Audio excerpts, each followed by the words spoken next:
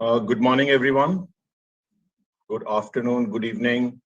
Good afternoon, good morning. So people joining in from various parts of the world. This is the only forum where I can wish good morning, good night, good evening, everything. And I have the speaker who is actually at a time zone which is a midnight. So thanks to her. We are on a 79th International Weekly Session meeting on COVID edition in association with CMAAO. We have started this last year. During the pandemic, we brought telemedicine subject last week, the importance of bringing all the think tank experts on the same forum. A concept started, to fight this pandemic by Dr. K.K. Agarwal, who is not with us right now. We have been discussing today, 9th of October, 2021. We have been in a very state of confusion of vaccination, what's going on. We see a lot of questions coming up, booster dose, what's about kids, everything. So today we want to present again an expert from US, bringing the topic. This is our shot to change the world, an update on booster, kids and equity. So this is an update which will be given by Dr. Monica Vasude. She's an allergist and a clinical immunologist from city of Wisconsin, USA. Just a brief introduction I would like to give. We all know her. She's not a new face, and she's graduated the bachelor's degree in science and biochemistry from McMaster University of Canada. She pursued her medical degree from MS Ramaiah College in Bangalore, India. She contributed as a group assistant editor and a writer in IJCP publication group. She completed a residency in internal medicine, followed by a fellowship in allergy and clinical and immunology from Medical College of Wisconsin, where she continued to be the faculty for 5 years. She was also the assistant professor and a program director of Infuse Center. She has served in various committees in American Academy of Asthma, Allergy, and Immunology, and has served as an editor consultant and a reviewer of various medical journals. She is an author of 4 chapters in the books, has 12 publications and 37 publications. She is currently working for Advocate Aura Health for the past 8 years, and we all know her. Welcome, Dr. Monica, for your presentation on the topic. Thank you, Saurabh. I'll share my presentation now. I want to say thank you to everybody again for an opportunity to share my thoughts and summary of what's been happening as news has become rapidly changing. And it's always nice to be able to be part of a esteemed group of colleagues to have a discussion about drastically changing scenarios regarding the vaccine. And I titled this, we're using one of the slogans that has been used to motivate others to get vaccinated, because I really feel that this is one of many slogans that really embodies why we talk about vaccines consistently. And this really is our shot to not only get out of this pandemic, but also to change the world. What I'd like to do today is to provide an update on boosters, kids, and equity. And I want to thank you again for your time and commitment to be part of this forum today. I always like to start with this slide and to explain why we are getting immunizations.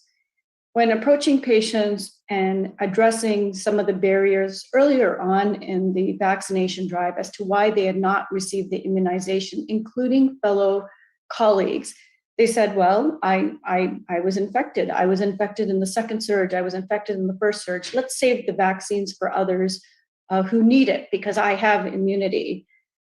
Well, yes, when you do get infected, you do develop natural immunity. And this is depicted in the first tree on the left, where you have branches of memory B cells, antibodies, CD4 T lymphocytes, and CD8 T lymphocytes. Natural immunity can be robust. We also know that it's variable. And when you have immunity, it is across the entire virion as opposed to what our immunization does. And what does vaccine immunity do? It induces immunity mostly directed to the spike protein, which you have heard about. And as depicted in this diagram, you can see that this tree is a little bit larger. We know that vaccine immunity tends to be stronger, it tends to be homogeneous compared to that of natural immunity, which again was variable. So what happens if we get natural immunity followed by vaccine immunity? We got infected before the vaccine was available. We got the vaccine or vice versa. We now have what's known as hybrid immunity. And this hybrid immunity has been shown to be 25 to 100 times more than the responses regarding antibody B cells and CD4 T cells than of either one alone. So there is a benefit to having natural immunity plus vaccine immunity to achieve hybrid immunity. We think most of our cells are in the vaccine immunity group where we've not been infected. That immunity is still existent. This is better than no immunity, but this is specifically to address why herd immunity, which is vaccination against a community, is really important, and this hybrid immunity is particularly desirable. This also goes by the term of superimmunity. Superimmunity can refer to some people who mount the extraordinary powerful immune responses to natural infection. That represents the variation that I talked about in terms of natural infection, or those who've had hybrid exposure to the virus. And those who were likely infected earlier on in the pandemic, likely with the Alpha variant, and then they were immunized with one of the two mRNA vaccines that have been available this past year. This is another one of my favorite slides, and it is a very eloquent diagram summarizing the various platforms used for the various vaccines that are present worldwide.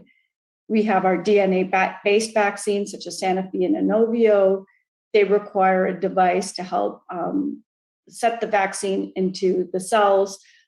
There are the RNA vaccines that we have been hearing quite a bit about because they've undergone the most rigorous of studies that have been published recently. They include the Pfizer and Moderna in the United States. We also have the inactivated vaccines, which is your Sinopharm and Sinovac from China. These are inactivated vaccines of the whole virus. You also have the well-studied viral vector vaccines. This is your AstraZeneca vaccine, your Johnson & Johnson vaccine. That's a single dose here. There was also one Merck and the CanSino Bio that had developed these vector vaccines. And what they do here is they insert a gene for a viral protein into another, which delivers the protein to the vaccine recipient. The subunit vaccines are not available yet, but are undergoing trials. Clover's from China, and then you also have Novavax. And we had preliminary data that was even available as early as June from the United States and Mexico regarding Novavax, that it was highly effective in preventing infection, as well as against the variants. This is yet to be even submitted to the FDA. I've not heard anything yet about Novavax, but these are vaccines to definitely keep our eyes and ears open for. So this introduces a fragment of the virus into the body. It's enough to be recognized by the immune response and stimulate immunity. This is a platform that has well been established in our vaccine world. And then you have the live attenuated vaccines.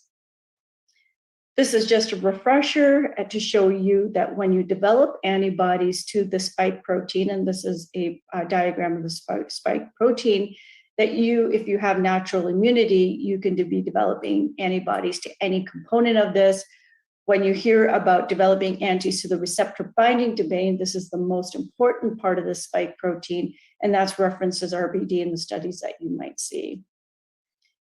What are the vaccines that are in development? This is a slide that was updated as of Friday, September 24th.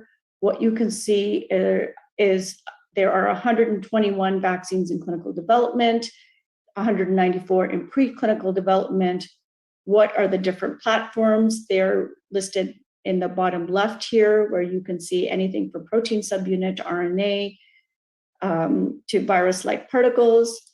And then if you're looking at how these vaccines are administered, there's a single dose for 19 vaccines, 2 doses for 74 vaccines that can be 2 weeks, 3 weeks, or 4 weeks apart. There's 1 vaccine in development that is 3 doses. And then you have 3 vaccines with oral administration, and then you have the various injectable routes that are being shown here. So there are many more vaccines that are being developed right now. What are we in the state of vaccination status in the world? I will refer to this again in the future. The UAE leads with 94% receiving at least part immunization. So those in the dark green bars have received the complete immunization of the series, where the lighter green at the end represents they're still yet to receive the second dose if they're a 2-dose vaccine series. And this represents a percentage of the population against the x-axis. And what you can see here is that the numbers trail all the way down to like Tanzania, which is less than 1%. So there is a discrepancy in the percentage of people across countries in this world. There are many data to show the efficacy of vaccines, and I'm just showing you this as a representative. This was posted as a preprint looking at COVID-associated hospitalization rates among adults between January and July. So this is when vaccines were starting to be rolled out. What you're seeing on the blue line are those that are being hospitalized per 100,000 population. In the light green is the number of people who were vaccinated. The blue are those who are unvaccinated.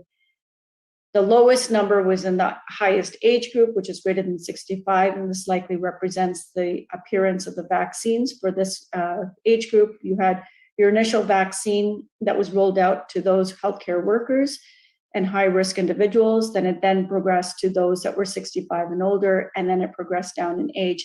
And that's why you see those that were between 50 to 64 and 18 to 49 were higher in terms of hospitalizations if they were unvaccinated. What about variants? This was a preprint again. This was published recently, I believe last week. And what you're seeing here is a hazard ratio. How many times more is your risk of hospitalization if you got the gamma variant versus the beta versus the delta? And what you can see is that the gamma not only is the most transmissible of the variants, but it's also been associated with the highest hazard ratio between closer to 3 if you have the gamma compared to if you had the kappa, which was between 1 and 2. So that is your rate of hospitalization based on variant. Now let's look at the hospitalization rate based on those who've been vaccinated. Now this was looking at data in the state of Washington, and they chose to compare those who were not vaccinated versus those who were 21 days post-vaccination. This is because they were looking at those who were hospitalized, assuming that they were infected 2 weeks after their second dose, and it took about 7 days from the time of the onset of infection to hospitalization. The first of the 2 data points shows you 21 days after the first dose, or the second data point, which is no vaccination or less than 21 days after the first dose. And what you can see with the Delta variant is that the hospitalization ratio decreases from 2.5 to less than 1. For the Gamma variant, it decreases for less than 3 to closer to 1. And for the Alpha variant, it drops from 2 to less than 1. So not only are we seeing that the hospitalization hazard ratios are different for different variants, but we see across the board, no matter what variant you get, that there's a decrease in the hospitalization hazard ratio 21 days following the first dose of immunization. So we know that these immunizations work. So that was looking at hospitalization rates. What about infections? And this is, again, just another representative diagram in terms of vaccine effectiveness in preventing infection. And you can see that it is close to like 90 to 100% here, depending on the different studies we're looking at versus of different vaccines as well, whether it be Pfizer or Moderna. And the second thing I want to show you is that the effectiveness remains steady for many months, but then look, it starts to drop. And so we know that these vaccines are efficacious, but it also is going to lose some of its effectiveness with time. And that's my segue to talk about boosters. When I originally showed this slide many, many months ago, we weren't even talking about boosters, and I thought this was a very premature slide, but we are here now, and we are talking about boosters, and the conversation is on everybody's priority list. So the Pfizer vaccine has received booster authorization in the US, and let me describe this, where we are with this. So again, to show you additional data, this has been posted by the CDC, and what this looked at was the efficacy against hospitalizations who are immunocompetent by vaccine product, and this is in 21 hospitals. And what they looked at was Moderna, they looked at Pfizer, and they looked at Johnson & Johnson. And I'm drawing your attention here to the Pfizer data. In the Pfizer data, between 14 to 120 days after full vaccination, the efficacy against hospitalization was 91%. But greater than 120 days after full vaccination, the efficacy drops 14% to 77%. So we're starting to see that after a period of 120 days, that you are now getting increase in hospitalization rates. Now let's look at severe illness. In those people who received the booster dose, and those were 60 and older, they said that there was a 19.5 adjusted rate ratio in terms of preventing severe illnesses in those who received a booster dose compared to those that did not receive a booster dose. So you had 294 cases in the non-booster case compared to 29 cases of the booster dose. So again, we can see that the Pfizer provides benefit, and this is from the Israeli data. So what was this Israeli study? They looked at 12 days after the booster dose. The rate of confirmed infection was lower in the booster group than in the non-booster group by a factor of 11.3. The rate of severe illness was lower by a factor of 19.5, and that was a slide that I just showed you prior to this. In a secondary analysis, the rate of confirmed infection at least 12 days after vaccination was lower than the rate after 4 to 6 days by a factor of 5.4. So rate of infection, severe illness was lower in those who received the booster dose. This is a diagram from their New England publication. And what you're seeing here in the dotted line is days since booster vaccination and the reduction in infection rate. So the dotted line represents those who've not received the booster, and there is no change in their reduction of infection rate. The larger the bar, the greater the reduction in infection rate. So as you are progressing from your days post-booster vaccination, so you can see here starting from day 9 and extending upwards, you are seeing that you are now decreasing your rate of infection by that much more from the booster. So this is the data from Israel. We don't have such great data for Moderna, or we don't have such great data from the Johnson & Johnson vaccine, but this is really the data that was used to look at for boosters. This was a paper that was published in the New England Journal on October the 6th, and this is coming out of Qatar. And what you're seeing here is effectiveness against any SARS-CoV-2 infection in panel A, or against severe critical or fatal disease in panel B. And these are days after your vaccine dose. So 0 to 13 days after the first dose is your first data point, greater than 14 days is your second data point. And you can see that the vaccine effectiveness against any SARS-CoV-2 infection rises up 77, 73.2%, 69%. And then look what happened after month 4. You're seeing that now the vaccine effectiveness has now decreased to 22, 17, and 22%. What about fatal cases?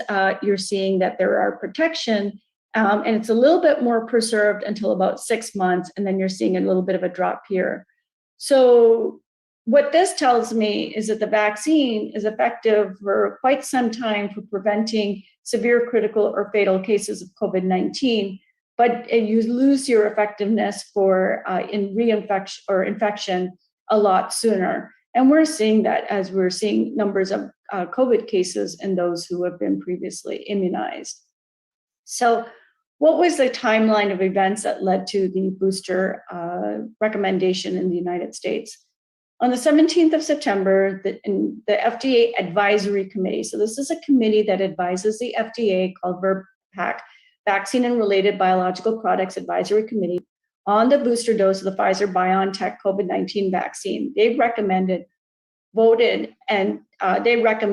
against a booster dose for those that are 16 and older, and that was 16-2. And they voted in favor of those that were 65 and older, those judged to be high risk of COVID-19, 6 months after the initial vaccine, and that was a unanimous vote.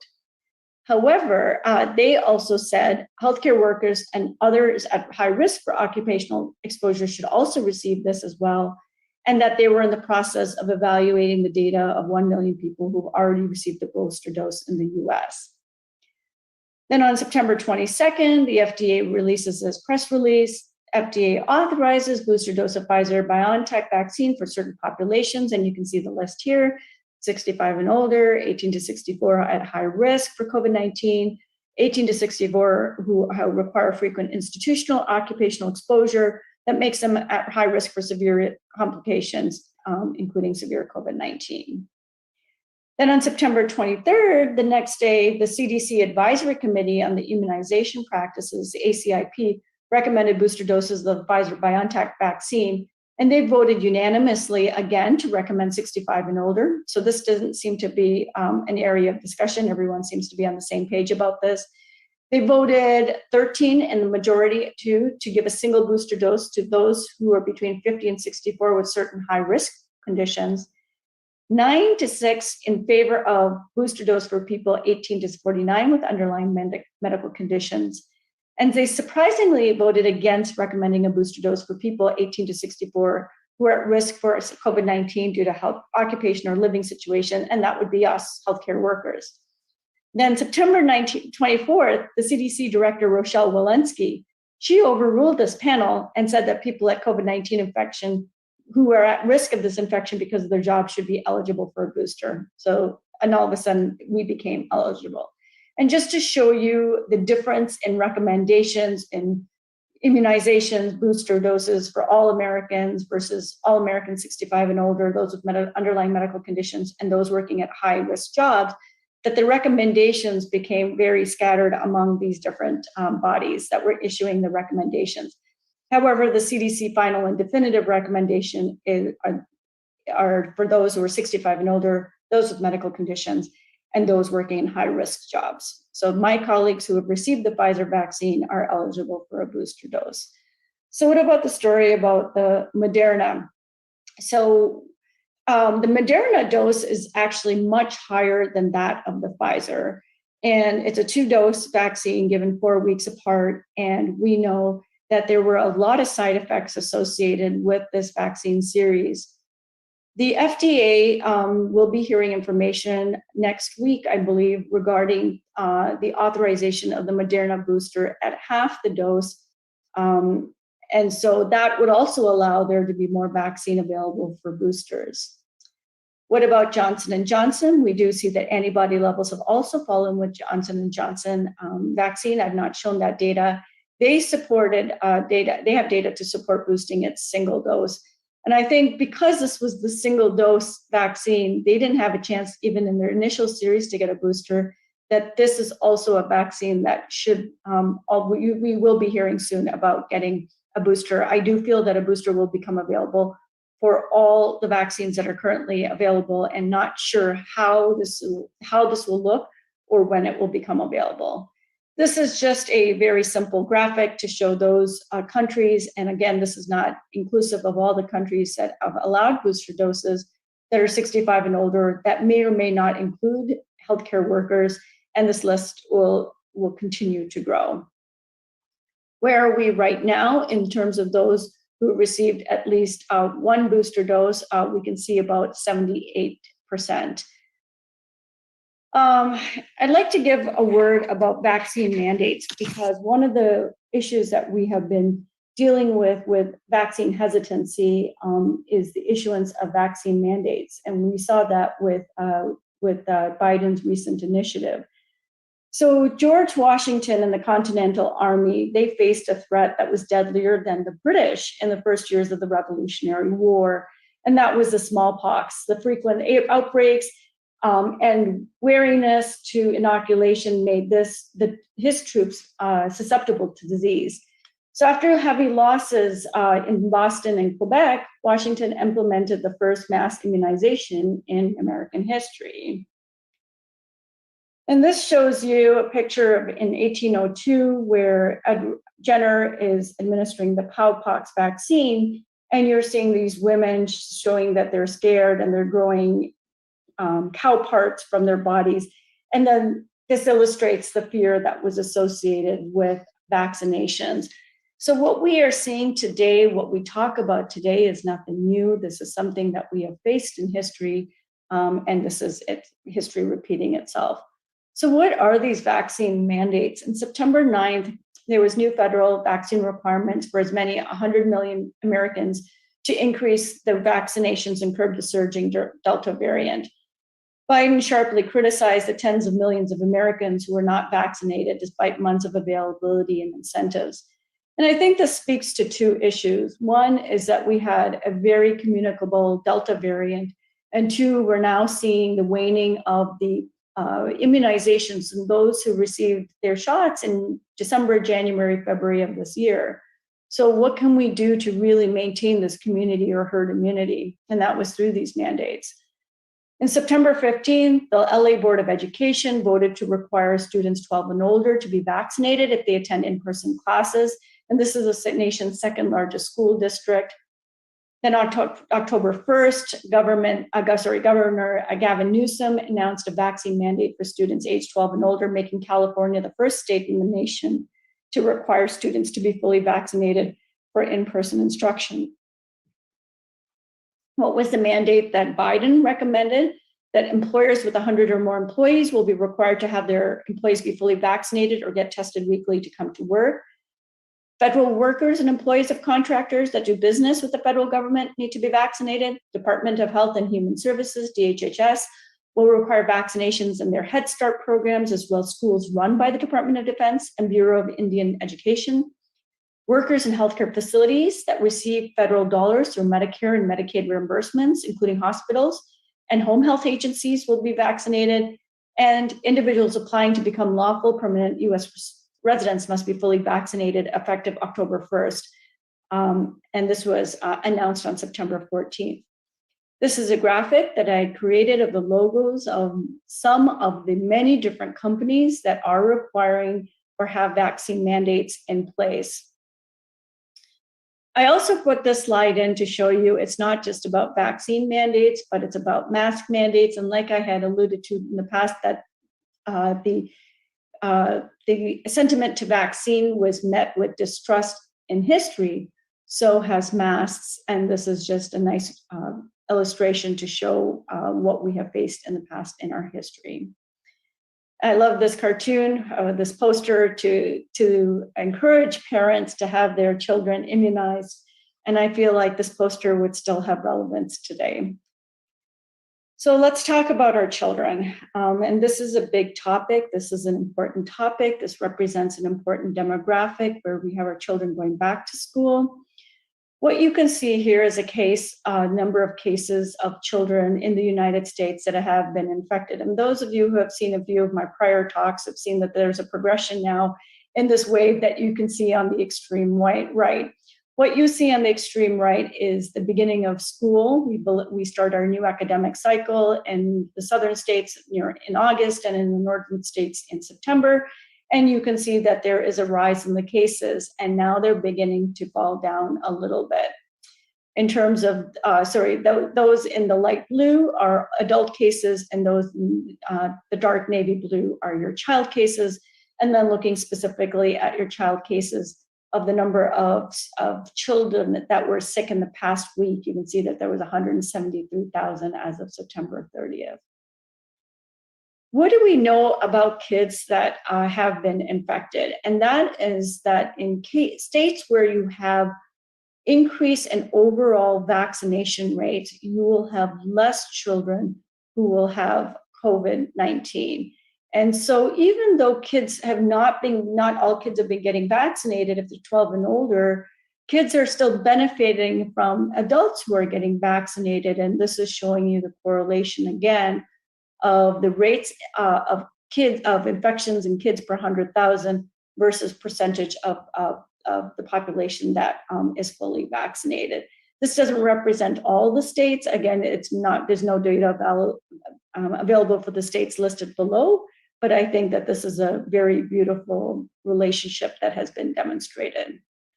So what do we know about vaccination in children? In the US, vaccination is available for those 16 and older since April of 2021.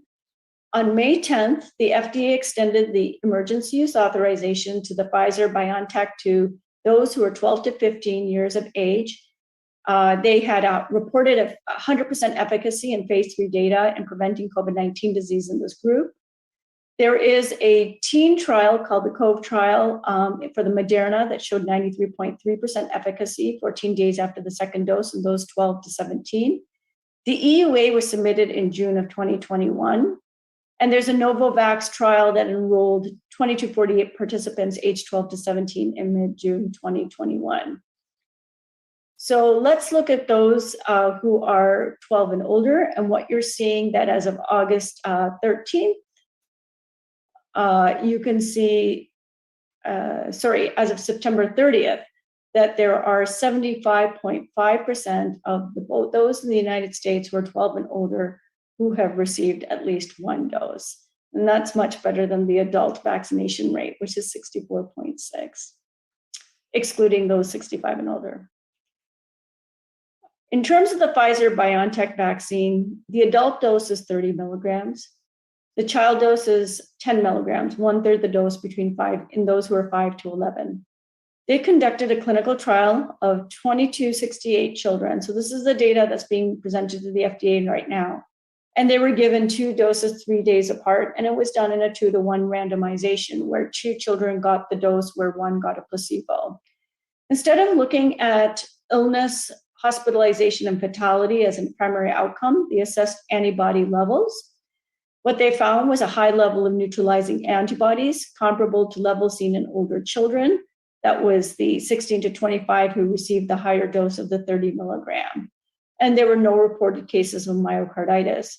Now, I have to let you know that this is 2,200 children compared to the 40,000 people that were studied with our initial Pfizer and Moderna studies. Those studies were done over months of research, and this study was done over 2 months. So what you see here are the different press releases related to this data. On September 20th, Pfizer announced that the COVID vaccine is safe and effective for those that are 5 to 11. Then what you see is that on September 28th, they share the data with the FDA regarding their findings on this age group. And then what you're seeing here now is that this is information that is as of yesterday, that Pfizer asked the FDA to authorize its COVID-19 vaccine for 5 to 11. And it's a decision is set to come soon after October 31st. And I found this cartoon, so any thoughts about what you'd like to be for Halloween? And I'd like the FDA approved to get the vaccine. So I think this cartoon actually had quite the insight and foresight. I want to talk about vaccinating the world and equity. This requires a conversation or understanding of what COVAX is. And if I may, I'd like to share this video. Please let me know if you can't see it or can't hear it. Policy with the largest portfolio of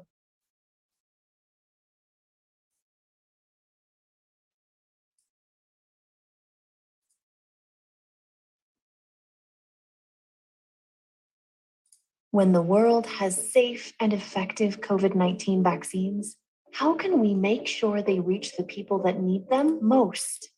Today, there are many vaccines in development. Most will fail. For those that could succeed, Governments are under pressure to secure supplies for their populations. If governments compete for vaccines, most countries could miss out. This is not only bad for countries that cannot secure their own supplies, it's bad for us all, as no one is safe until everyone is safe.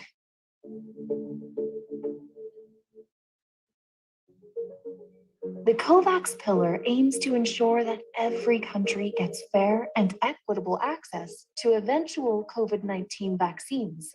It does this by acting as an insurance policy with the largest portfolio of vaccine candidates in the world. Wealthier countries have a greater chance of gaining access to successful vaccines. And by pooling their buying power rather than competing against one another, they enable investment in factories.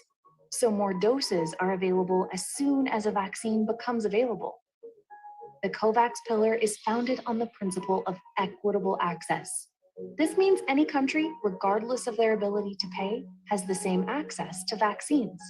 By supporting the development and manufacturing of these vaccines, wealthy countries increase their chances of getting COVID-19 vaccines and ensure the rest of the world gets access too. Ending the pandemic as quickly as possible will take a global effort. We need as many doses as possible, as fast as possible, as soon as a safe and effective vaccine becomes available. 2 billion doses would be enough to vaccinate healthcare workers and other high-risk groups. If we start now, we can save hundreds of thousands of lives, not to mention trillions of dollars. It's not about one country versus another. It's about one world protected.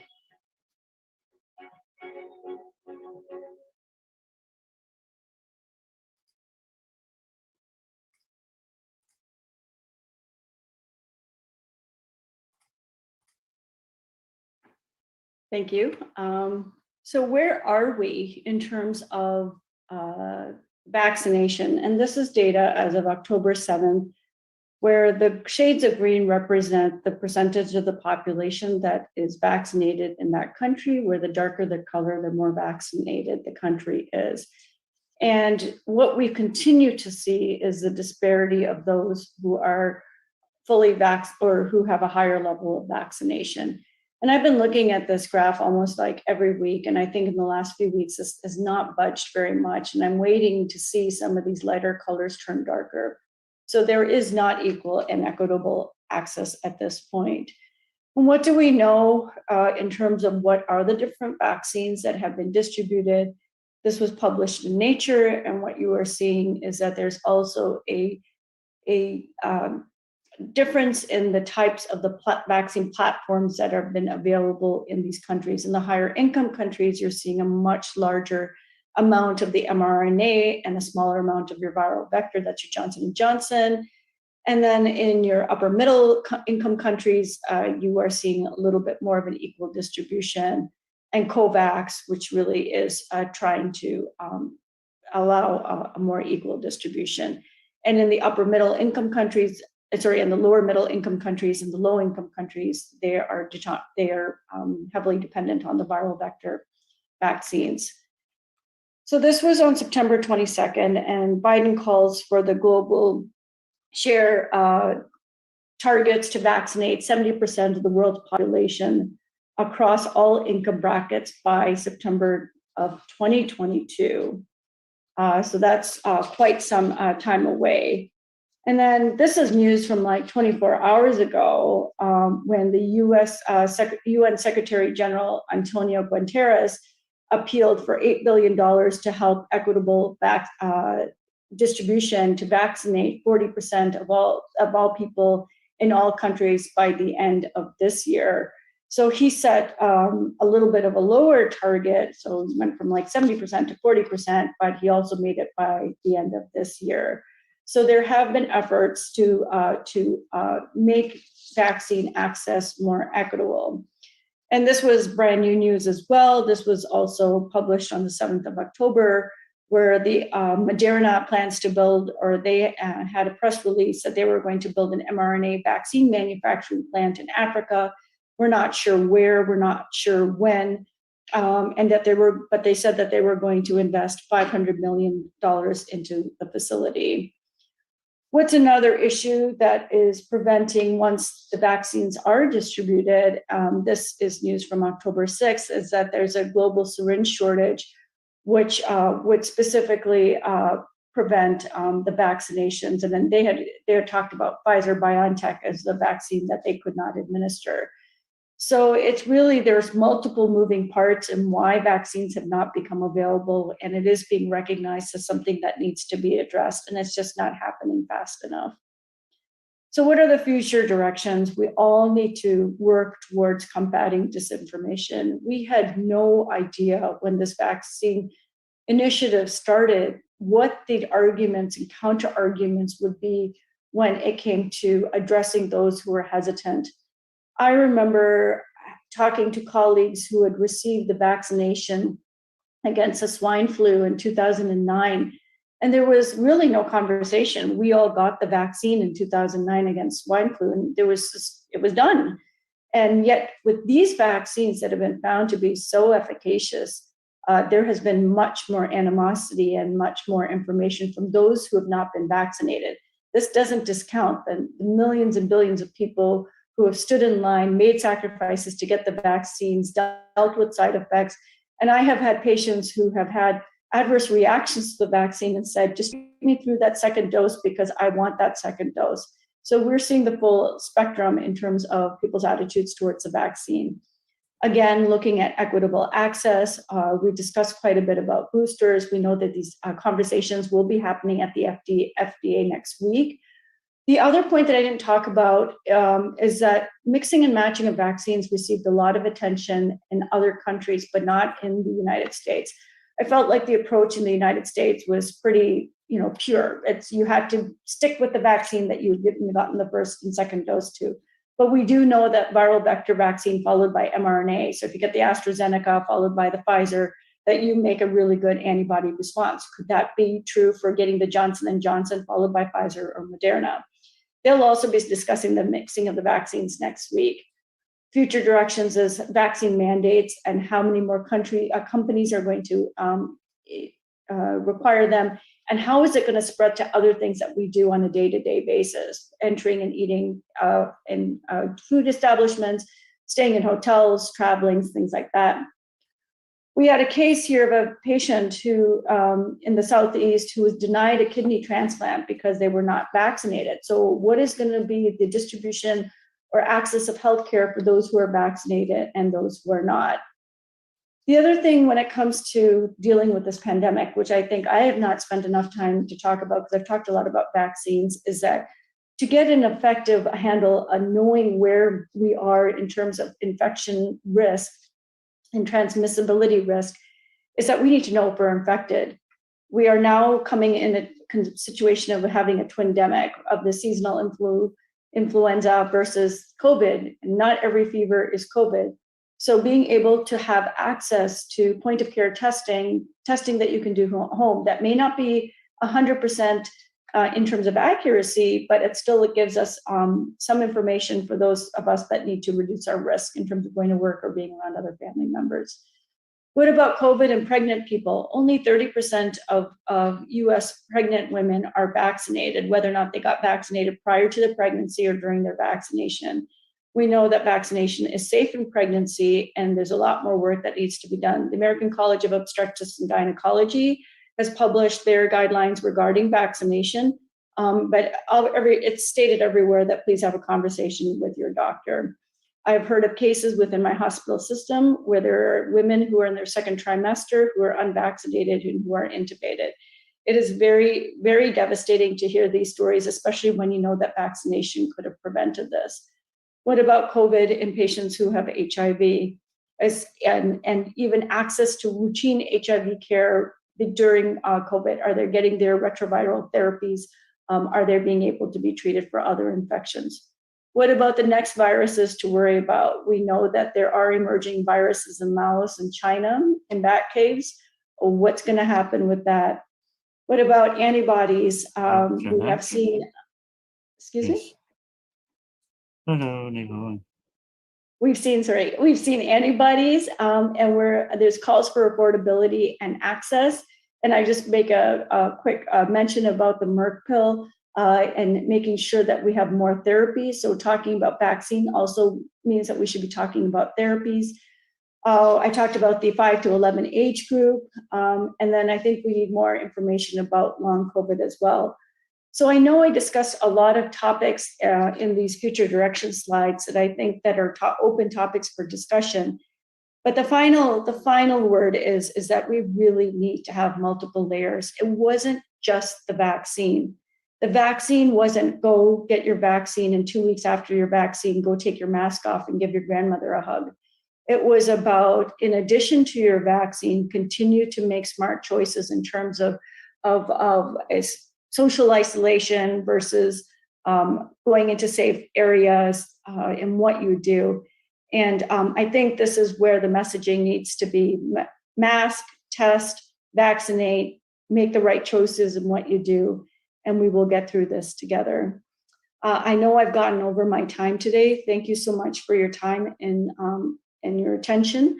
I do hope that I was able to share some information or insight as to what is happening right now and the current state of vaccines.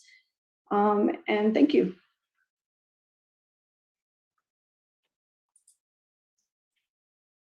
Thank you so much. And we will open the floor for the question answers.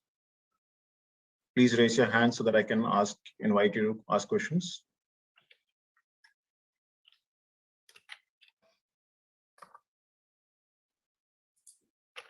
Yes, Dr. Akhtar Hussain.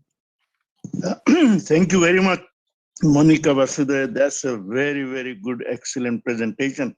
My question is, did we fail to put the trust in our world community for vaccine? Because we have talked so much hesitancy, but what I feel my patients are communities, they don't trust on vaccine. What are the reasons? Well, we have the most absurd to the very understanding. So I will become magnetized. I will become infertile. There's a computer chip in the vaccine, or the conspiracy theories. We'll put those aside. I think the hesitancy came from many different issues. I think that, especially in the United States, the vaccine came on the heels of a contested election. And the vaccines first became available while the elections were going on. I mean, when the elections had the results had come out, and we were still waiting for the change of presidency. And I think that people were exhausted. I think people were exhausted about the pandemic, that they weren't out of it. And they equated not wanting the vaccine as a way of making a decision and taking control of what they wanted to do in a world that they had lost control. That is my personal philosophical thought as to why they didn't want the vaccine. And then it just caught a lot of steam. I think people who were talking about other therapies felt that there was a conspiracy in terms of the pharmaceutical industry, and that there wasn't enough time and attention given to other therapies. I believe that they felt that Operation Warp Speed, which was a term that was used to talk about the distribution of the vaccines, conferred a notion that the vaccines were made too quickly, not understanding that pandemic guidelines for vaccine development do not skip steps. It's telescope the timing of different steps of the different parts of vaccine development. And if not anything, I believe that these vaccines underwent greater scrutiny than other vaccines that we had present. They felt that the mRNA vaccine was novel, not realizing that it had been studied in Africa for 10 years before it was used for the mRNA vaccine. When it comes to hesitation, some of them thought that it was expensive, that they would have to pay for it. Some of them didn't want to take a day off from work, so that they heard about people who felt very fatigued for days after the second dose, especially the Moderna dose. Many different reasons. Those are the ones that I'm listing off, are the things that my patients have told me. Can I invite Dr. Salma Kundi from Pakistan to ask question? Good morning. Since I joined late, I don't know whether you've discussed it or not, but Monica, you were saying that in October, you'll be more clear about the third booster dose. Can you give us some information? Who should get it? Because the whole population count, is it only for travelers, people going to other countries? And which dose, which regime would you recommend, mix and match, or the same vaccine that we had the last 2 times? Thank you. So, yeah, no problem. Thank you. That's a great question. Excuse me. Can I add the supplementary questions with this? Can I add, Saurabh? Yeah, sure. Okay, thank you very much. It was a very, very informative presentation, Monica. I missed 10 minutes of your last presentation because of my patient's commitment. But I heard about your booster dose. What my president, Dr. Salma Kundi said, I just add on in that in Pakistan, the Pakistani people had the Chinese vaccine. I have a Sinopharm 2 dose. But now the government has announced that all the health workers should have a booster dose. And the booster dose is available in Pakistan is Pfizer. So what do you think? What do you think? Is it a good thing to have this booster dose of all the healthcare workers of Pfizer vaccine after having a Chinese 2 dose of Chinese Sinopharm and Sinovac? So is it a good, as my president asked about the mismatch and everything? This is all about. Thank you very much. Okay, so this is a great question. And so I'm just going to show again what these vaccine platforms are. I'm sorry, my Zoom thing is in the way here. Okay, so the original question is what are the vaccines that you recommend? What were you talking about in terms of the end of October? And that was regarding the recommendations for the EUA for those 5 to 11. So we're talking about 2 different things here. One is we're talking about vaccinations in younger children. And the second thing we're talking about is boosters. The data for the children have gone to the FDA already. This is 5 to 11. This is 1/3 the dose. This was looking at antibody responses. This was looking at about 2,000 kids. This was a 2-month study that it was safe and that they had high antibody levels, neutralizing antibody levels. That was compared to those who were 16 to 25 years of age. So I do expect that decision by the FDA will be made by October, or November, which is typically when we receive the seasonal influenza immunization in the US. So when it comes to approaching febrile illnesses in the winter season, getting vaccinated with a combination of the flu vaccine, as well as having the COVID vaccine now available, Pfizer, to younger children will be beneficial for school-going children. Okay, let's put that one aside. Now let's talk about getting vaccines in mixing and matching combinations with booster doses. Now, we know that the healthcare worker population is susceptible and at higher risk for being exposed by virtue of seeing symptomatic people. Those who are seeking healthcare, even if they don't think that they have COVID, may be carrying the vaccine. And we are in a position where we see or are approached by patients who are not vaccinated. Okay. So if you receive the initial series of your vaccine, what we have seen, what we can extrapolate from other studies that I have shown you, is that the antibody levels will fall. Your rate of being able to protect against infection will fall. We know that there is preserved ability to prevent severe disease and hospitalization, as we saw from the most recent Qatar study. However, we see that there is a waning of efficacy of our vaccines. Now, what about mixing and matching? The mixing and matching of vaccines we saw from the European, the English data, where they had AstraZeneca, which was your viral vector, right? So they used the viral vector platform, and they followed it up with the Pfizer, which is your RNA Pfizer, and they had robust responses. So we know that viral vector followed by an RNA vaccine is efficacious. Now you received Sinovac and Sinopharm, which is an inactivated vaccine. So this is a platform in the bottom left. My understanding, based on what I have seen and what my extrapolation is, based on the data that's been shown, is that if you are being offered an RNA vaccine as a booster following an inactivated vaccine, which is a different platform, I think this is fantastic.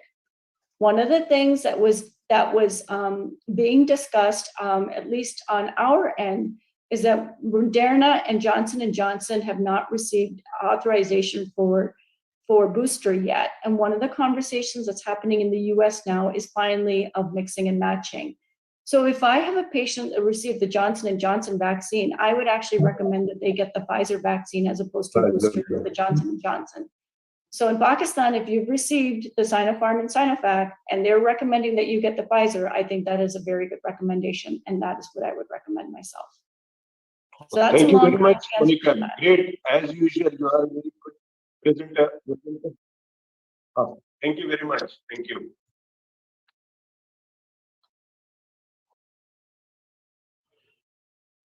Thank you. I'm sorry, I can't hear the question. I'm wondering if you could type it out if it's possible. Yeah, I think your connection was wrong.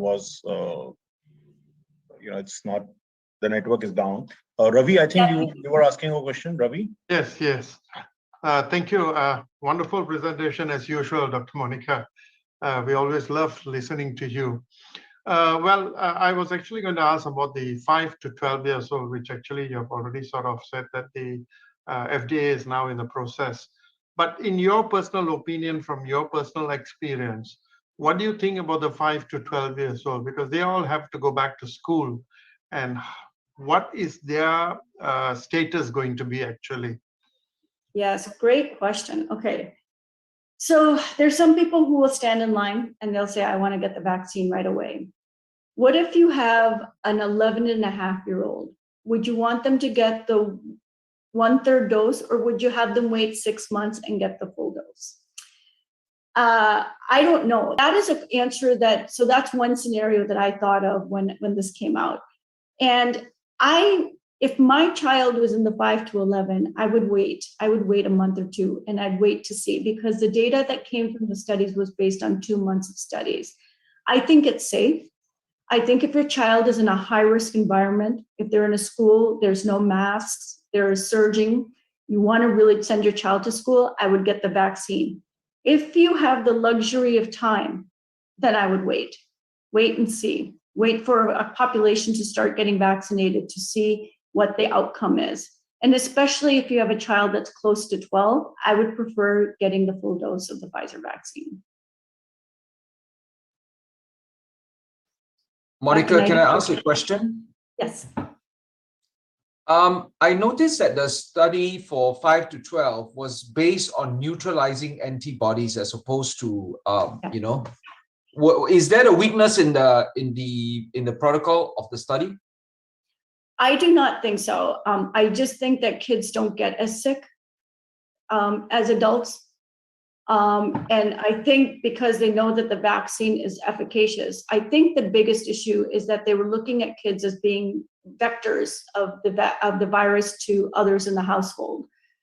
So why vaccinate, a population that is relatively otherwise well and doesn't get hospitalized, is because you're really trying to prevent transmission of the disease. So I think it was pretty elegant to look at antibody levels as opposed to as a primary endpoint. But my issue is that I think we just need a little bit more information, a little bit more time. When you look at the original Pfizer and Moderna studies, there was a lot more patients that were included from many more geographic areas. And so we had a much better understanding. Yep. Yeah. What about the level of antibodies that they used? Was there a cutoff for neutralizing antibodies? Great question. I don't know that information. I don't know if they released that or not. Because it wasn't apparent. It wasn't apparent in the paper, I think. Yeah. Because I'm always looking to see what is a good protective antibody level. All they said was that it was comparable to that between that 16 to 25 age group, unless I missed it. Yeah, because we're all talking about correlates of protection now, right? I mean, you're trying to find some sort of correlate of protection. Yes. I think, Dr. Monica, I think the skill sharing should be just talked. Oh, yes, sorry. Thank you. Thank you. Thank you. Can I have a question? Yes, Dr. Chaudhary. Yeah. Thank you so much. Actually, Dr. Monica, you are showing that this Moderna is planning to establish this vaccine plant in Africa with an amount of $600 million. Actually, actually, I heard it several months before. Is it already started, or just they're planning? Is still in the planning phase? I will actually put the link of the news where I got this information from, and so that you can see that. It was just that I was trying to find what are ways that we can make sure that we have equitable distribution of the vaccine. And I thought that this was a very interesting piece of news as to how we can make it equitable. It's to actually get the production plant in Africa. Okay, another question is actually you are showing the Pfizer vaccine after 6 months, it comes down to 78% efficacy. So it's quite enough actually to be actually the other vaccines actually having the same range of efficacy. So why in US they are just thinking to this booster in this case is actually in the vulnerable groups? Why? Because Sinopharm, Sinovac, all these things, all these vaccines are recognized and endorsed by the WHO, having their range in the range of 78, 82, something like that. So why we're thinking for, and another thing, sir, that Sinopharm and Sinovac, they are not actually showing any sort of trial results regarding the booster. Yeah, so I haven't seen any data regarding Johnson & Johnson, and I haven't seen any data on Moderna, but all the information regarding booster is in the last 3 weeks. So even if there's no data right now, that does not mean that there may not be data that's submitted soon. And it depends on what your ability to collect the data is in the countries that these boosters are being released. I mean, these vaccines are being released, that you'll understand about boosters. But I do feel that the information we're getting from Pfizer and the data that was collected originally from Israel is now being extrapolated across all the different vaccine platforms, even if it's not specifically to one. And then regarding like even in Pakistan about getting the original vaccine and then getting a different vaccine for a booster, we're now extrapolating that from the mixing and matching data of the initial vaccine series from England. So there's been so many combinations and permutations of these vaccines that we don't know. All we know is that in those people who receive 2 doses of the same vaccine, that we are seeing that the antibody levels are decreasing with time. And we are in a scenario now where we're in a more communicable variant, with the Delta variant still leading the pack. So given these scenarios, we have to make decisions about protecting our healthcare workers in the next potential surge. If we catch up now, maybe this will all become a moot point, right? Maybe, we're seeing the US cases have come down like 25% in the last week. Maybe we're in the right curve right now. We don't know. Dr. Pillai here. The talk has been excellent and very informative. One or two queries. One is that what we find is that those people after vaccination come with problems. It do occur about the second week, 14 days or that range. And those with neurological problems, I'm a neurosurgeon, neurological problems, we find that the antibody level is very high, 3,000, 4,000, that sort of range. So the booster dose when you take, do you have to check the antibody level of the person before doing it? That is one question. Second is, of course, by 14 days and all, you have the thrombotic episodes. So is it necessary to do D-dimer in those cases so that and non-heparin anticoagulants, we can use them? These are great questions. So when it comes to the procoagulant vaccines, those are based on the viral vector vaccines, your AstraZeneca and your Johnson & Johnson.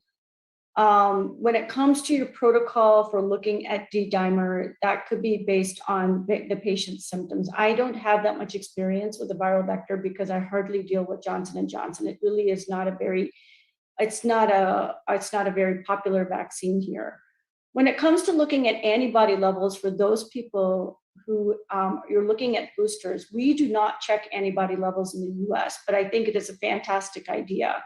If you're trying to risk stratify patients with potential side effects of the vaccine, and if you look at vaccine antibody, or you're looking at antibody levels, I don't know what the antibody levels mean, but if you see it, there's a trend to a higher level with those who have side effects, then you can avoid the booster in that population. Or I recommend a non-vector-based vaccine later on down the road when antibody levels fall. Thank you. Dr. Russell? Monica, thank you very much. Lovely to listen to that again.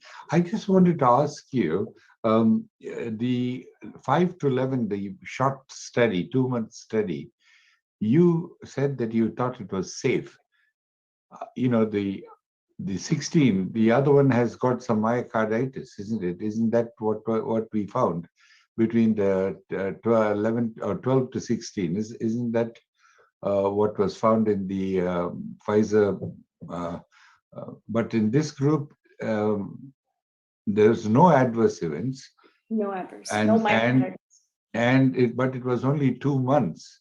And yes. Do you think, because we are talking of a smaller, a younger age group, and if there is issues, I was just wondering what your thoughts were, given that 1-8 was a small group of 2,000 odd N subjects, and it was also shot only 2 months. My thoughts are the safety. How do we say? Can we rely on that to say that it's safe? So, a great question. I think the safety is because it was 1/3 the dose. The typical 12 and older was 30 milligrams, and this was 10 milligrams. The second thing about answering about safety, my personal approach is to wait for a month, wait to see as other kids get it if they do get it. But if you are in a high risk area and your child is exposed to unmasked, high density risk for exposure, I would get the vaccine. So that risk benefit ratio constantly changes based on your environment. And I just gave you my initial thoughts about these vaccines, comparing it to the scenarios I was in when I was evaluating information regarding the other vaccines. But we know Pfizer is safe. We know that the most, publications have been on Pfizer. We know that they didn't have any myocarditis, which typically happens sooner or within those 2 months. So that's when I would be worried about the myocarditis. But I think that having good antibody levels and making sure that high risk children, if they want the vaccine, should be able to get it. But Dr. Monica, but from Israel actually came to know long back that it causes myocarditis, which Pfizer denied. Actually, who should be the main body to just say correctly to us? Because in the Scandinavian countries, which I've seen, they're below 30, one country, and the other country below 18. They have stopped giving these jabs of Pfizer, Moderna. I thought it was Moderna. Even Yes. I thought these Scandinavian countries were looking at 30 and under. Israel was talking about the Pfizer. Oh, okay. Israel, yes. So when it comes to looking at adverse events, it requires a very close evaluation, understanding if the myocarditis is coming from infection versus immunization, right? Because we know that the myocarditis risk is much higher with the actual infection rather than the immunization. As drugs become available, as therapies become available, we get much better understanding post-release of medications about what the risk profile is. There are institutions and organizations in every country regarding the safety. Our FDA gives us our regulated data. We get black box warnings that come up many years after medications are released. So it is our duty to make sure that we understand what the risks are and we explain it to our patients But the risk is not about vaccine or no vaccine. The conversation is the risk of vaccine versus risk of infection. So when I have the conversation about myocarditis with my patients, I'm not going to tell them the myocarditis risk is 0, but we know that the myocarditis risk, if you do get myocarditis, it's mild, it can be treated with NSAIDs, and most likely does not require hospitalization, versus those who get COVID-19 infection, that they have a risk of myocarditis as well. That's much higher. Do you think that just last month, right, there's difference between the mRNA and the inactivated vaccines? Because in case of inactivated vaccines, we are not hearing anything about myocarditis. Again, it depends on how good the reporting is. I think there's much more robust data on Pfizer than there is about the others.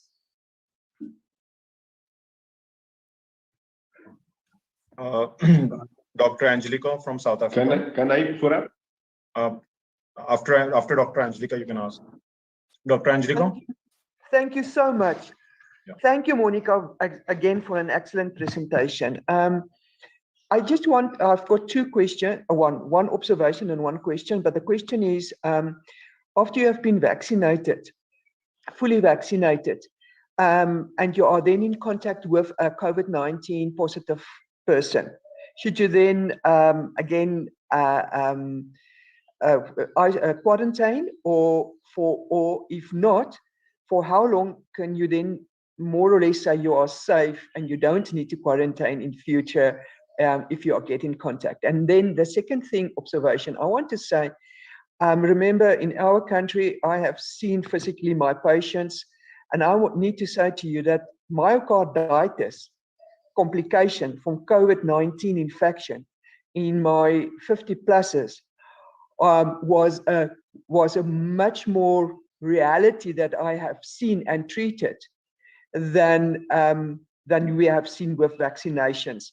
So and I think because a lot of the people saw patients via telemedicine, I don't think they picked it up that easily, because you can't. You have to physically examine the patient to pick up the myocarditis going on. So as Monica correctly said, the risk of getting myocarditis with COVID-19 are much higher than with any vaccine. Thank you. That was a great question and great questions and comments. Thank you very much. So regarding if you've been immunized and you have a known exposure, if you are asymptomatic and you've been exposed while wearing PPE, you continue and you continue as normal. Once you become symptomatic, you isolate, you test, and once you test, then you remain in isolation. And I believe it's between 10 to 14 days, and I have to update that. I'm not sure at this point. I think because we've been vaccinated, and if we're asymptomatic, our policy in our hospital is not to get tested because we're all wearing PPE. And the assumption is that we did not get infected.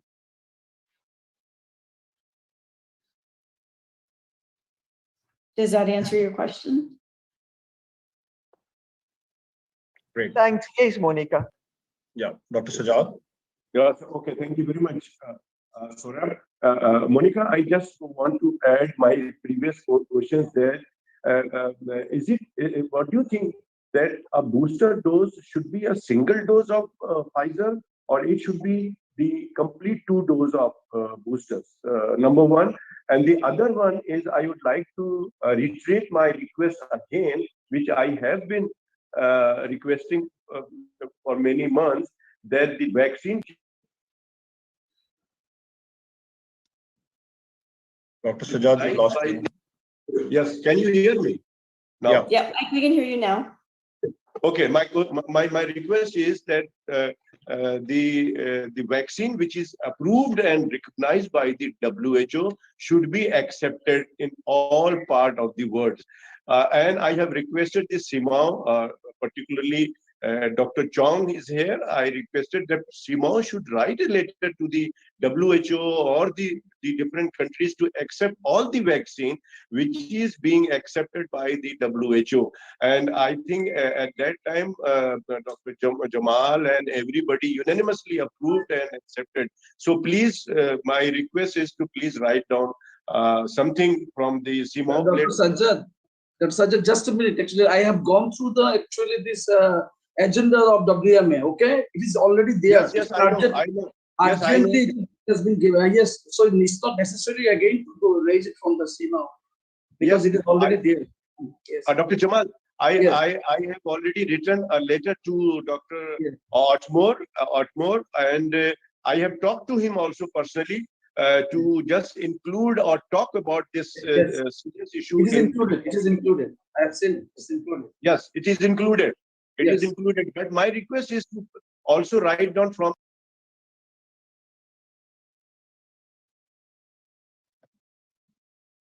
Okay, thank you very much. My question was that can the booster dose be given single or double dose, Dr. Monica? Single dose is okay. Single dose. Single dose is okay. Not the 2 complete dose. That is correct. Okay. Maybe you'll be knowing after 6 months again. Yes. Then maybe we'll have something else, another different vaccine like Novavax available. Yes. Okay, thank you very much. So any other question on the floor? I don't see any hands raised.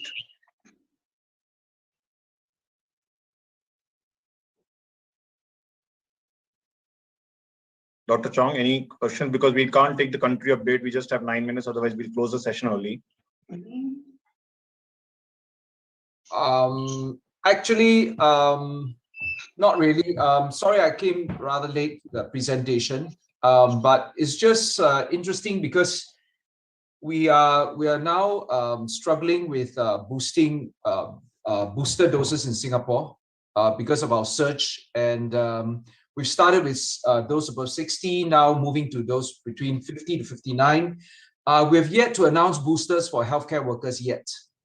We're still going by age. So what are your thoughts on boosting for healthcare workers? We were one of the earliest to do so. We did it in January, February.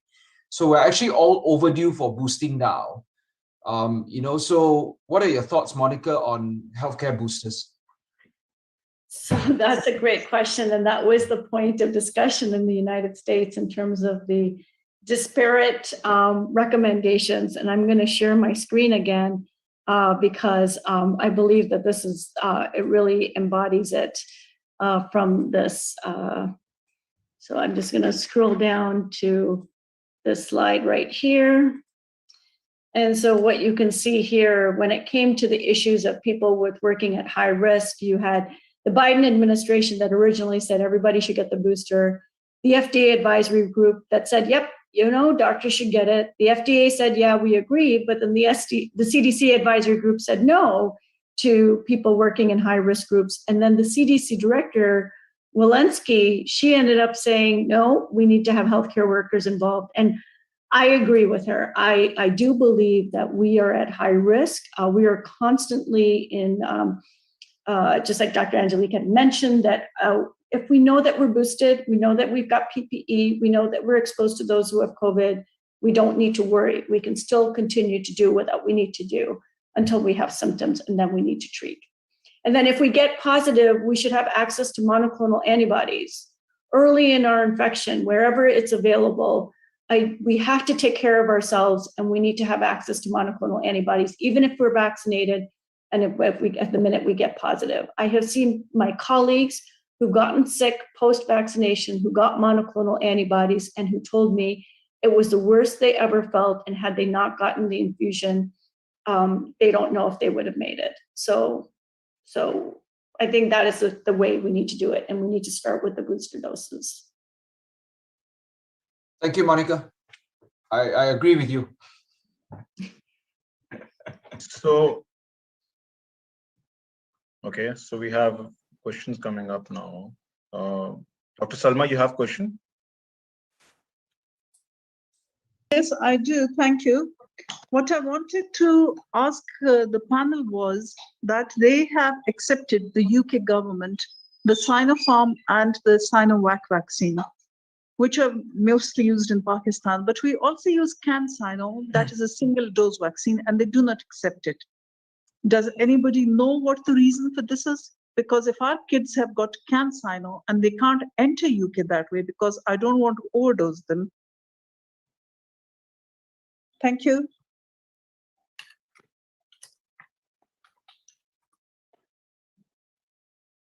Dr. Monica, actually, I didn't get that answer. Decided because the time is going to be over.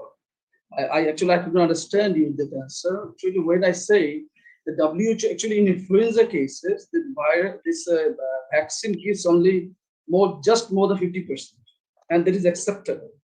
And when the other inactivated vaccines are giving 78 to 82% range, and the Pfizer, Moderna, Rna vaccines are giving more than 95%. And you are thinking for a booster when it is coming down to 78%, which is not much lower. Why the US or others, they are thinking that to go for booster? That is not, did you answer? Actually, I couldn't get it. I agree with you. There is no equity in terms of distribution of type of vaccine, booster recommendations, and even now travel.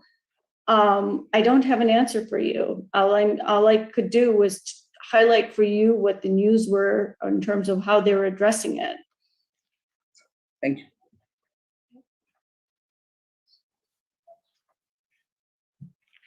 Okay, so with this note, I'd like to, Saurabh, I would like to just have a plea, actually. Just Dr. Sajjad was taking this motion actually several times. If anybody here actually joining the WMA conference actually, which is going to start from 12th, and probably on 15th we'll have a general assembly, and in that assembly we have an agenda. There's an urgent agenda regarding the Dr. Sajjad actually has mentioned. This is very important.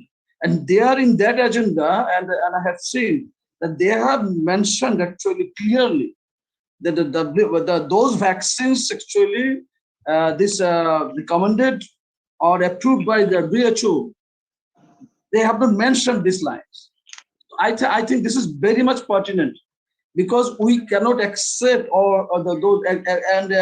this may not be accepted acceptable to other countries which are not accepting this proposal.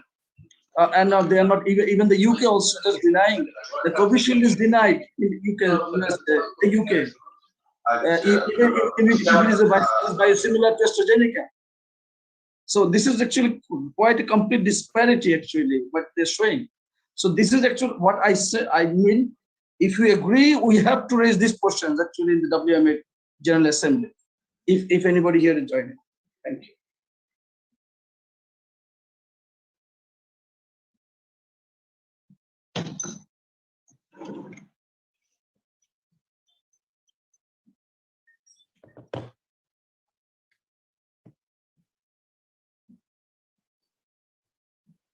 okay, so Dr. Chong, can we close the session then? Yes, please. Thank you very much, everyone, for coming to this 79th session. And Monica, for always a brilliant presentation. So thanks to all. And, we look forward to next week's session again. And we've learned always so much from these sessions. And it's been a pleasure, coming to these sessions, although a bit late today. It was swamped with patients. Okay, all the best to everyone, and have a good week and what's left of it ahead, and good week ahead. Thank you very much. Thank you, Thank everybody. you so much. See you next week, same time.